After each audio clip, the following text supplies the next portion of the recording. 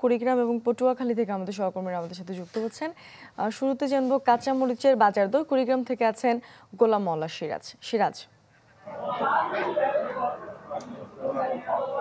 মূর্ছনা, এই গত এক সপ্তাহ ধরেই কিন্তু কাঁচা বাজারের মধ্যে সবচেয়ে বেশি যে দাম বেড়েছে যে পণ্যটি, সেটি হচ্ছে কাঁচামরিচ।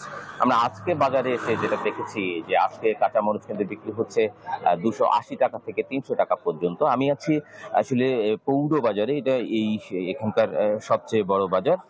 তো আমরা বিক্রেতাদের সঙ্গে কথা বলেছি, সকালে খুব বেশি ক্রেতা আমরা পাই নাই, 2-4 জন ক্রেতার সঙ্গে কথা বলেছি। আর বিক্রেতারা যেটা বলছে যে আসলে তারা যে মোকাম থেকে মরিচ কিনে নিয়ে আসতেছে সেখানেই কিন্তু নানা অজুহাত দেখানো হচ্ছে। সেখানেই কিন্তু বলা হচ্ছে যে এখন আসলে মরিচের সরবরাহ অনেকটা কমে গেছে, সে কারণে কিন্তু মরিচের দামটা বেড়ে গেছে। এবং গতকাল পর্যন্ত কিন্তু এই মরিচের দাম আরো বেশি ছিল।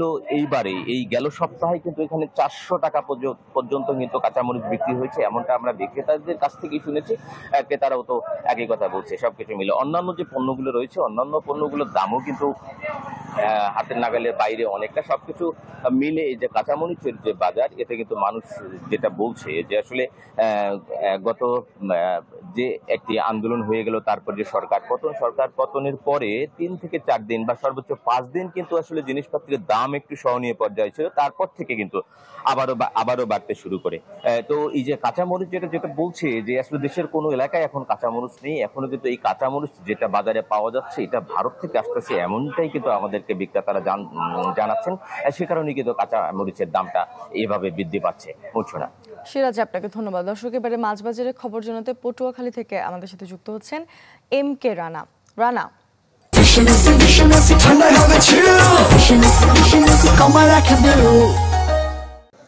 হ্যাঁ মূর্ছনা, আপনাকে জানিয়ে রাখি পটুয়াখালী যে সমুদ্র বন্দর রয়েছে, পাড়া সমুদ্র বন্দর, সেটিকে কিন্তু 3 নম্বর সতর্কতা সংকেত জারি করেছে আবহাওয়া অধিদপ্তর। ফলে কিন্তু সমুদ্র উত্তাল রয়েছে। এর ফলে সমুদ্রে যে মাছ ধরার ট্রলারগুলো রয়েছে সেই ট্রলারগুলো কিন্তু বেশিরভাগ ট্রলারের তীরে ফিরে এসেছে এবং বাকি কিছু ট্রলার আছে সেগুলি সাগরের তীরবর্তী এবং কূলে অবস্থান করছে। ফলে কিন্তু মাছের বাজার, আমি এখন দাঁড়িয়ে আছি পটুয়াখালী নিউ মার্কেট বাজারে। সেখানে সকাল থেকে কিন্তু বাজার ঘুরে কিন্তু ইলিশের দেখা পাওয়া যায়নি। ফলে কিন্তু পরবর্তী সময়ে কিন্তু কিছু ছোট যে ইলিশ সেগুলি দেখা গেলেও কিন্তু সেগুলির দাম ছিল সাধারণ ক্রেতাদের হাতের নাগালের বাইরে। মূল কথায় বলতে গেলে যে কোনো পটুয়াখালীর বাজারে যে কোনো ধরনের মাছ কিনতে গেলে খুচরা পর্যায়ে কিন্তু 500 টাকার নিচে কোনো মাছ কিনতে পারছে না কোনো ক্রেতা। কথা বলেছিলাম বেশ কয়েকজন ক্রেতাদের সাথে, তারা যেমনটি জানিয়েছেন কাঁচা বাজারের সাথে মাছের বাজারের সামুদ্রিক মাছের কিছু আমদানি থাকলেও কিন্তু আসলে দাম কিন্তু সাধারণ ক্রেতাদের হাতের নাগালের বাইরেই বলা চলে, কারণ 500 টাকার নিচেই তারা কোনো মাছ কিনতে পারছে না।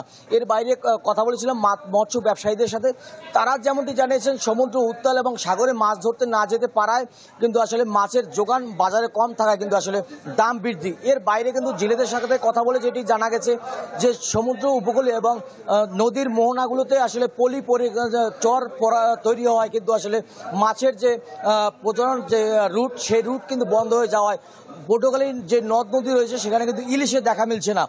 এর বাইরে কথা বলেছিলাম মৎস্য আরো ব্যবসায়ী যারা আছেন তাদের সাথে, তারাও যেমনটি জানিয়েছেন যে আসলে মাছের বাজারের পরিস্থিতি কিন্তু সাগরে উত্তাল এবং গভীর সমুদ্রে জেলেরা যেতে না পারায় কিন্তু আসলে তাদের এই মাছের যে ইলিশের যে চাহিদা সেটি কিন্তু পূরণ করা সম্ভব হচ্ছে না। হয়তো সাধারণ ক্রেতাদের ইলিশের স্বাদ পেতে হলে আর এই বৈরী আবহাওয়ার পরবর্তী সময় যদি ওই ইলিশের স্বাদ গ্রহণ করতে পারেন সাধারণ ক্রেতারা। মূর্ছনা। রানা, আপনাকে ধন্যবাদ। দর্শক, পটুয়াখালী থেকে আমাদের সাথে যুক্ত হয়েছিলেন সহকর্মী MK রানা।